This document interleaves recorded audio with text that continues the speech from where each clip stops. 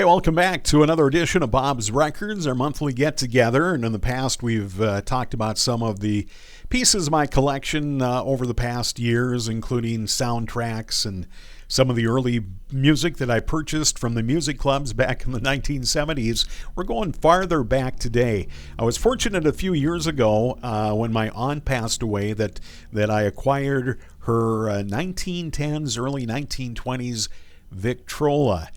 This was a spring-wound, hand-wound, spring-driven record player that used steel stylus, no electronics, didn't have a horn.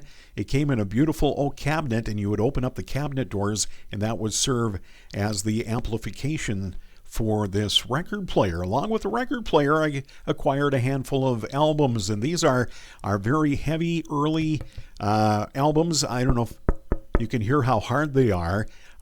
78 RPM, one song per side. This happens to be from 1917. Now remember, no radio, no TV, so if you heard the music, you probably heard it in church, maybe the dance hall. Maybe you went to a record store where somebody was playing sheet music on a piano, and that would lead you to buy or purchase an album. This happens to be Holy Night. On the other side, Silent Night from 1917 on Victor Records. A few of the other selections, just to give you a brief look, from 1919. This was Whispering Hope. This was a duet in English.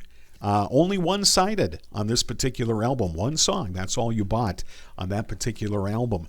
Also in my collection from 1923, this happens to be from Germany, and it's a soprano in German from Brunswick, the Brunswick label. Again, one song in each side of that particular record.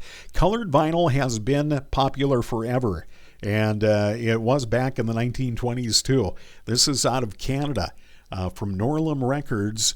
The Aloin Company from 1921, a novelty waltz with vocal chorus that I have in my collection also. Again, one song per side. These were 10-inch records.